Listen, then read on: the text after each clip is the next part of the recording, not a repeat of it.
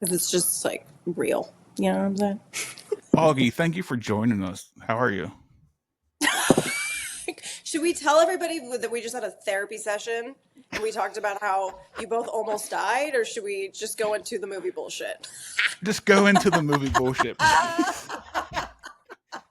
Because like This is one over Oh here had man. 3 back surgeries. Justin's had 3 back surgeries. Brandon had an open heart surgery, and they're still here. Knock on wood. All right. I'm good. Other than that, knowing that you both almost died and you're okay though. this I'm may be great. the greatest interview I've ever had in my life. Or the worst. Either one. So I think this is probably the best one. Movie yeah, it's whatever. bullshit. You know? So let's get into this movie bullshit, right? Yeah, let's do it. Let's do it, Justin. Let's do it. So let's talk about the workout. Let's talk. This movie was I have a passion for a good revenge story, Oh yeah. and this movie is it? checked all the boxes. Oh, dude, mayhem. Yeah, it was during the strike when James. I don't know if James has been on your podcast before. James Colin-Brezick. He has not. I'm He's trying to get him awesome. on. Well, yeah, he's fantastic. But he does like a film. This guy works all the time, and he makes things happen, and it's impressive. And we did a film like years ago called Bloodcraft together about witches.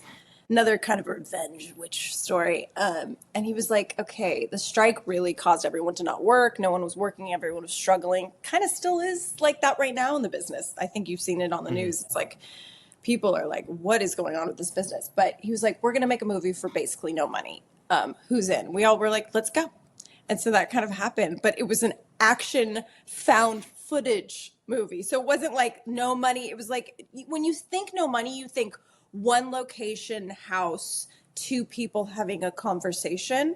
But instead, he's like, no, fuck that. We're going to do action. Everyone's going to get murdered. And there's going to be like stunt coordinators and all these things. So everyone came in like for favors and just made this crazy film together. And we actually had so much fun doing it. I'm glad you watched it. Thanks for watching it. Of course. Yeah. So yeah, that's how it happened. And that's how I became, which is funny because we had the last kind of screening on Wednesday, the like farewell. It's in the theaters now and on, VOD and all that. And I realized the other day that I wasn't just a prostitute. I was also a stripper. Is there really a difference between a prostitute and a I stripper? guess, well, this is what, yeah, dude. Yeah, there is a difference. Yes, there's a huge difference. What do you mean, Justin? Strippers. There's a huge are- difference, let's- man. What do you Here's mean? the fucking deal, okay? I never Strippers thought can I go would in ask that question in my fucking and make life. some dollars and make some money the night. But if you want to make probably a lot more money, I'm assuming you become, a prostitute on top of a stripper. So it was really funny because we were watching the movie and I was like, oh yeah, that's right. I was interested because I had some interviews and I was like, I was a high-end prostitute, so, and they're like, and in the movie it says stripper and I'm like, oh fuck, I'm a stripper too. I forgot. But you know what? She had a story. She had a cool backstory, and Yeah. I don't know. She had this whole thing. I don't want to give the movie away, but Yeah. that one scene where I can't even say it. I'm not going to say it, but it's like there's this moment where I'm like, okay, bye guys. I'm not going to give it away. Yeah, that was you know what I mean. quick. Yeah. Too. Very quick. I was like, huh? And I remember being like, guys, all right, well, let's go on with the rest of the story. You guys got to go beat some people up. So without giving it away. Yeah. And she gone. Whoops. How did you feel about that? It was funny. You know what? Whatever. Fuck it. Don't watch this podcast if you haven't seen the movie. Go see the movie and then watch this interview. No, Yeah. How did I feel about it? It was really funny because when the mobster shot me and I died with 2 other people, the death was so quick. And then the boys, Josh Kelly and Peter J, who, are the leads of the movie, are like, all right, let's go. And I was like, guys, you just had a moment with this girl. Give her some oomph, some emotion. And so they're like, yeah. So it was really fun. James was like, yeah, maybe you should like cry or like be a little sad. But you know what? It didn't really matter because it didn't move the story along. It was kind of like boom, boom, boom. Let's take it to the Mhm. next level. They need to find the main dude. But it was very funny at the same time. But I just can't. yeah, Okay, I'm good now, I think. So, what is it? What is it like working with a guy like James? Because he, as you said, he never ever quits. He just pops out the next one, pops out the next one. I've been a fan of James since he's done his first 3 horror movies way back in the early 2000s and stuff. He just seems like the ultimate director and ultimate yeah, workhorse. What is it like being yeah. I tied mean, to other somebody than like that? I love this question because it's either I want to punch him in the face, um, like 5 times, or I love him. No, he's like a little brother. Listen, he is so young and he's been doing this since he was a baby, and I respect him so much because so many people say they're going to make a movie and they say, I'm going to make this movie, I want to make this movie. And they never do. And that sometimes is unfortunately just they can't find the money or whatever. But even with no money, he somehow finds it and he does it. And once he says he's going to do it, he does it. And that to me is impressive because in Hollywood and in a lot of people, they talk the talk a ton. And he doesn't. He walks it. He makes action. You know what I mean? He does it. He actually does it. So I respect that, and I've known him forever. That's why I want to punch him in the face, because I've just I've known him for so long. So I'm like, you fucking little shit. I love you. But he's great. He's like a brother. He's a wonderful human with a big, big heart, and he really cares for his friends, and he loves film and just it's eats breathes it, you know what I mean, sleeps it, like that's who he is. He's all about the film, and he knows everything, so he's very knowledgeable too about everything. I think So we yeah, need. I think we need more directors like him. Yeah. yeah, actually yes, I agree, or not, because he's one of a kind, but yeah, we do because there's a lot of people that just do it to make money or to make a buck, or have no real passion. They just want to be on set, but he really does have the passion behind it. So I agree with that. Yeah, we do. All We right, need Brandon, more. what you got? Wh- All right, What Brandon, got tell you? me what you got.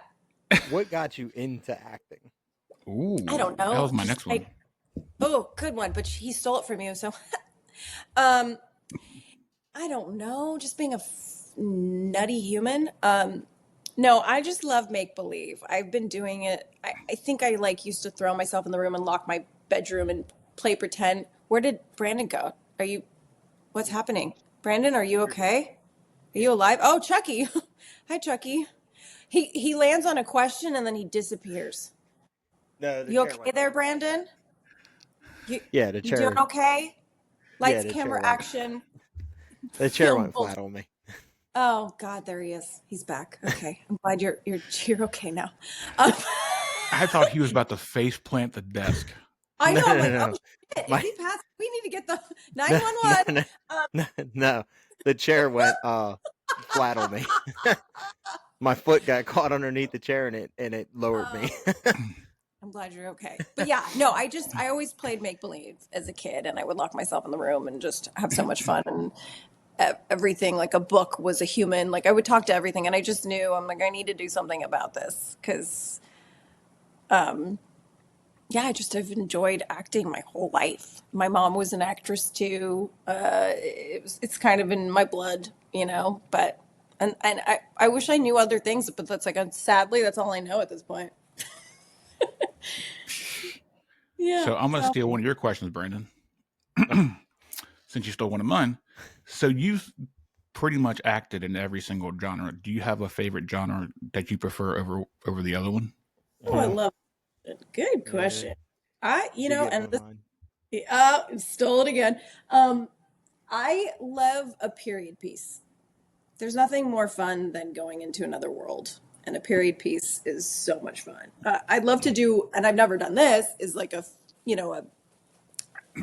script from like the 1900s, where I'm in a castle and I'm wearing a corset and I'm regal and I'm a queen or something like that. That would be fun. But yeah, a Okay. period for sure. Awesome. I love a period piece. They're the most fun. And they're so fun to watch too, because you go into another world. So exciting. All right, Brandon, what come on, steal another one from you. No, I don't think I'm going to steal another one. But what was it like going from a TV show to Mhm. movies?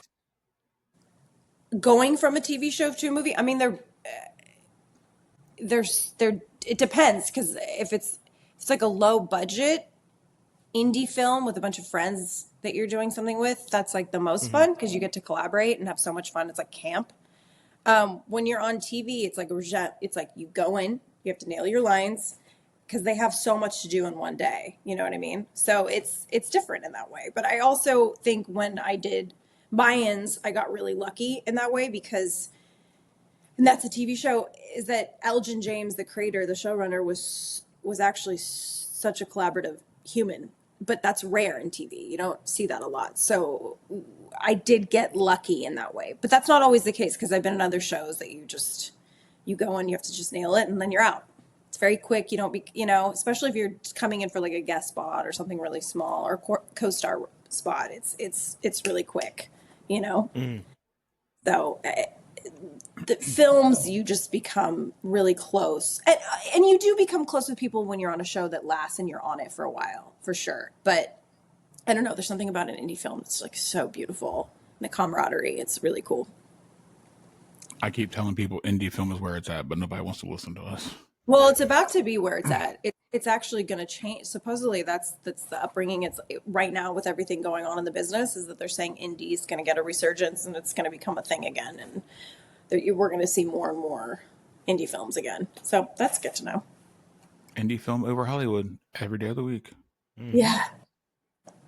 All right, Brandon, you want to ask her the question that we conclude every single interview with, because I love hearing people's answers. Reaction to this one? All right. I love it. Oh, so I mean, nothing could compare anything before the podcast started.